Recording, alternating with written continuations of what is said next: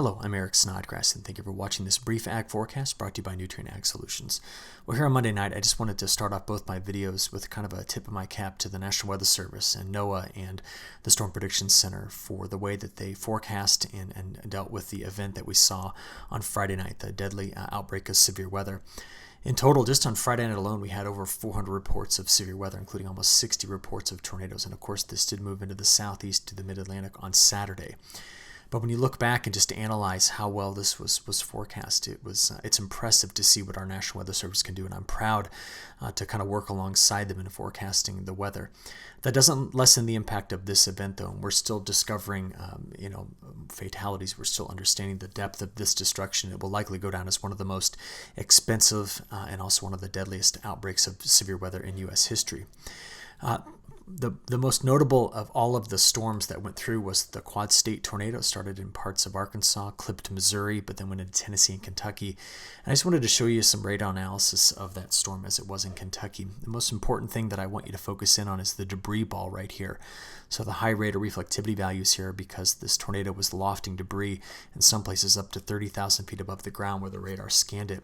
It even produced what we call three body scatter, or these echoes that bounced off of the objects here, producing this spike that you see coming off of the radar in this area.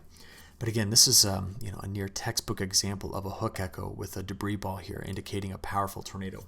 Now, as of this recording on Monday night, I don't yet know what this was ranked. The National Weather Service is still surveying the damage from this tornado and all of the tornadoes produced by this supercell. But there's pretty good evidence that the wind speeds were well in excess of 200 miles an hour, which would put it at EF4 status or stronger. We look back at the broader picture of this, and we can see here the precipitation we've seen from that event. That particular storm system brought some heavy rains into parts of the Mid-South and Southeast and all the way through the Ohio River Valley, including some hail in through here, getting up into the Northeast. On the backside, this was all snow.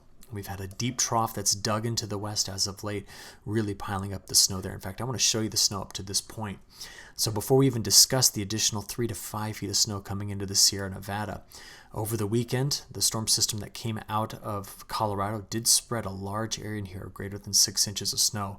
Models did an excellent job at honing in on this. But a lot of this snow was already melting. We saw that as soon as Saturday, the warmth was beginning to return. And we expect almost all of the snow to be gone here in the next 36 hours as extremely warm air returns to the Midwest. Why that's coming in is we have a deep trough that's coming into the western part of the United States, and it is targeting central and southern California right now. It already piled up anywhere between 12 and 36 inches of snow, and in some places even higher than that in the Cascades, but also in the northern Rockies, north of the Snake River Valley here, into like the Payette National Forest and the Salmon River Valley. And you're going to see even more snow coming into the central part of the Rockies here in the Four Corners states. But melting this snow off is going to be a net positive, and it's because that's a region where we still see down to about 16 inches major water deficits in the soil. So putting more moisture in through here is something I think is going to be a very positive thing. But just one thing to point out, the drought development that we've seen in the southern and high plains, the drought development in parts of the mid-Atlantic over toward North Carolina, those are a couple of areas we're going to have to watch carefully, especially this region right here. Because as this trough comes into the west, and yes, it's pushing just a tremendous amount of moisture on Monday night into central California and parts of southern California and piling up that snow in the Sierra Nevada. This broad ridge opens, but that's going to bring in the heat ahead of a low that's going to come out of Colorado and go straight to Lake Superior. And the consequence of that is going to be some extremely strong winds where I'm putting this asterisk down here. You can even see it if I just show you on the 15th. That low develops here.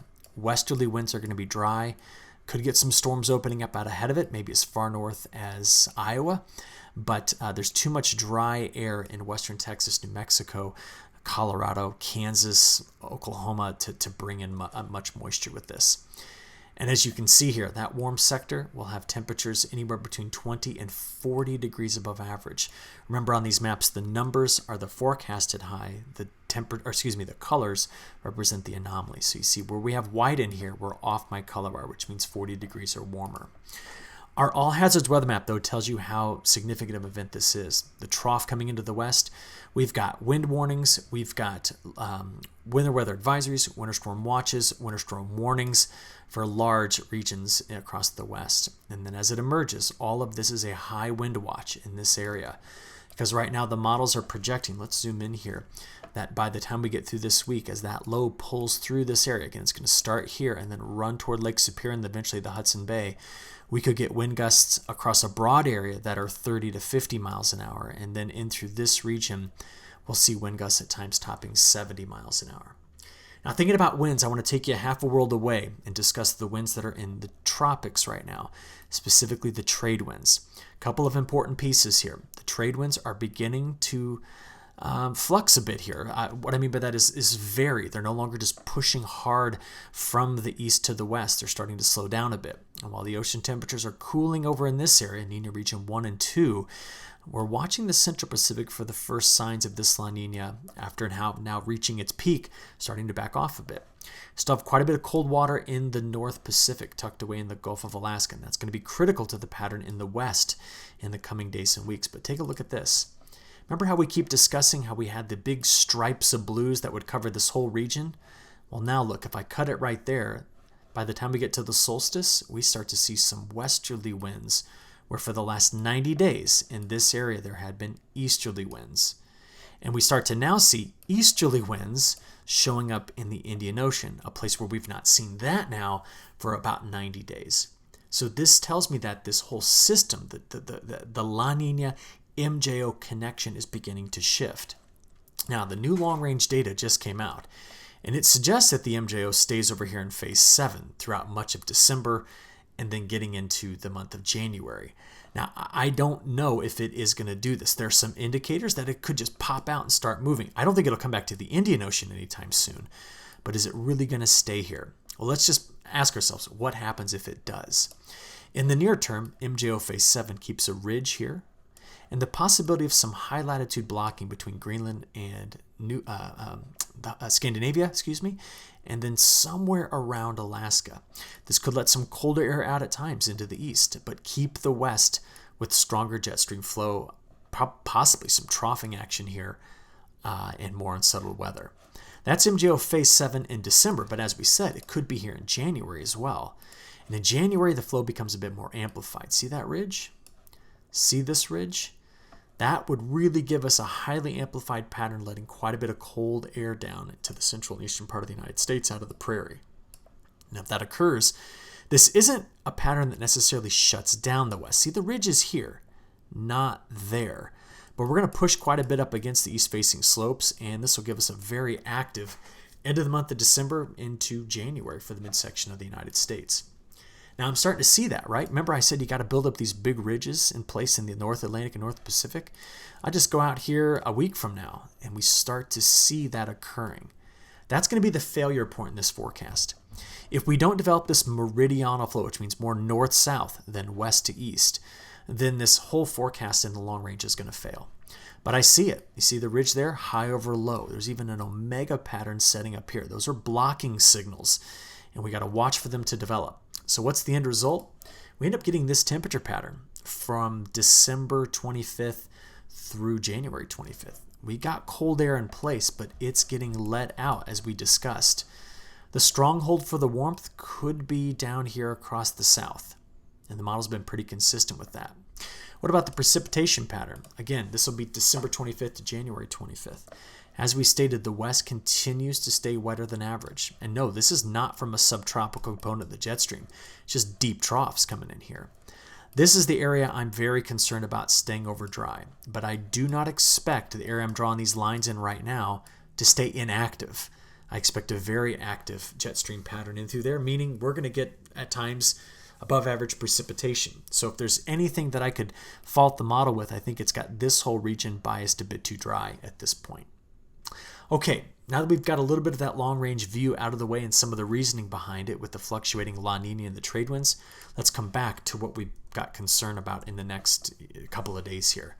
It's the deep system in the west, the flooding in the west, the windstorm plus the winter storm in the west, and then it ejecting into the plains here, giving us these winds. Because right now our high-resolution models, they've got a corridor in through here just over the next couple of days that possibly sees wind gusts in that 50 to 75 mile an hour range. So we've got to be very careful with this because this is getting into the hardware. We're going to wheat belt in through here and could do some damage to that crop as an example. Let's do our multi-model analysis to see how this all kind of shakes down though. So through the evening tonight, getting into early tomorrow morning, we still have the deeper trough targeting the southern part of California Central Valley into Nevada and then up here into parts of Idaho. And that's been a pretty clear picture.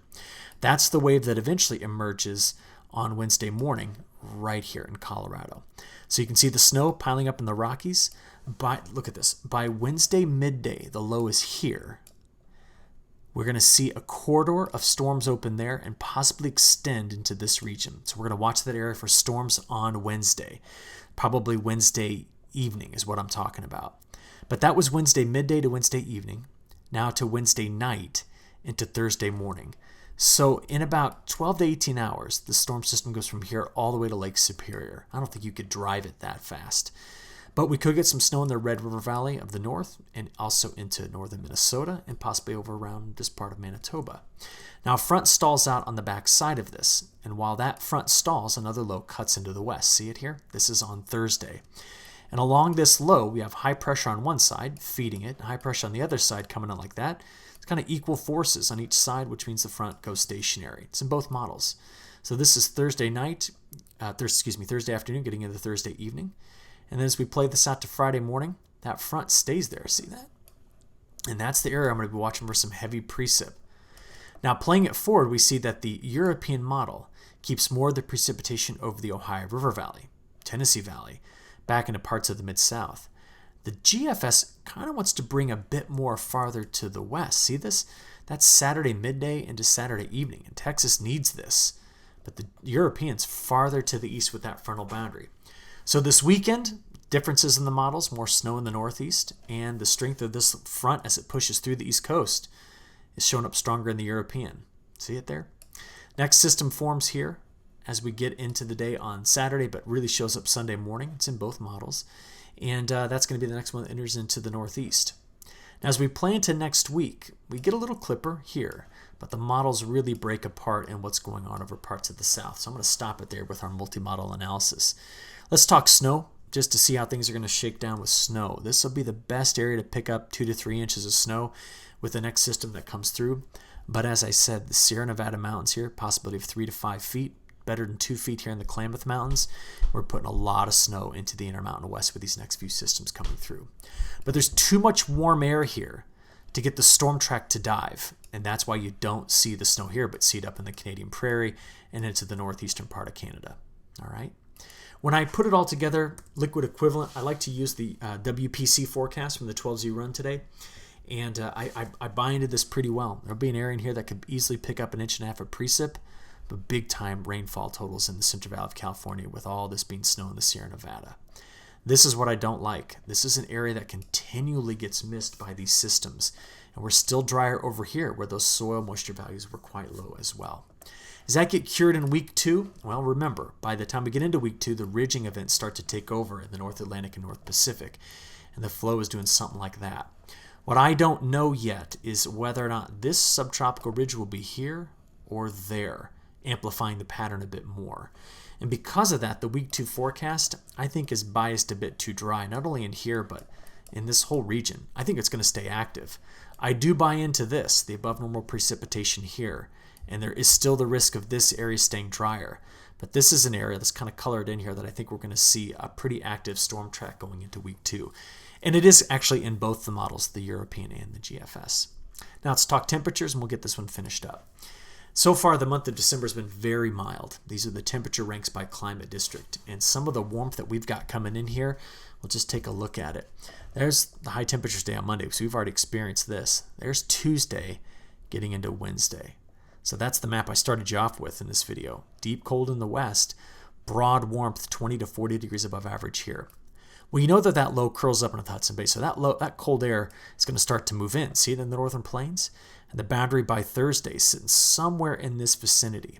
You know, it stalls out on Friday right in through there. We could get some single digits in the northern plains. But this temperature pattern is going to be in a state of flux moving forward. So if you go into the weekend, there's Saturday, cold air pushing through. And eventually into Sunday, get a bit of a mild go over here. But I do buy into the GFS solution for day 5 through 10. And that is some sort of southeastern ridge, deeper troughs here, cold air coming out of the Canadian prairie, getting its way into the midsection of the country. All right, that's consistent with MJO phase 7. And we even see going out there to day 10 through 15th, really cold air in place here. How long does this mild air hang on, though? That's our big question. Because I think we're going to see this cold air, excuse me, at the end of December into January, making it through the Midwest, making it into the East. Seems to be a pretty significant signal for that. And if these ridges do build into Alaska and over Greenland, we could start to see something pushing against the stratospheric polar vortex at some point. It's still sitting over the Arctic right now and not disrupted. In fact, it's quite strong. The values are here still well above the climatological average, but at some point, this is going to get disrupted. And what usually happens is big ridges either push in here or there to start to squeeze it and get its winds to slow down. So we got quite a bit to be watching here. I'll keep watching it this week and give you a new update on Thursday, all right? Have a good rest of your week, and I'll talk to you then. Thanks.